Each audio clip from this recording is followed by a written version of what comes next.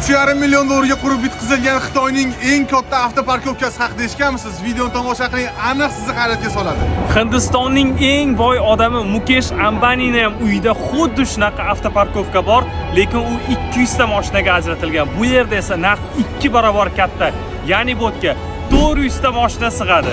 Mashina yaqinlashgandan keyin eshik avtomatik o'zi ochiladi va buni funksiyalari Agarda siz mashinangizni olib ketmoqchi bo'lsangiz, 4 xil yo'lda buni ochsangiz bo'ladi. Birinchisi bu parol orqali, ikkinchisi Face ID, uchinchisi bu bank karta orqali va to'rtinchisi mana bu yerda barmoq izi orqali olib ketasiz. Ya'ni mashina faqat va faqat sizga ochiladi. har bitta garajga 16 ta mashina sig'adi. Bunaqa garajdan ko'rishingiz mumkin.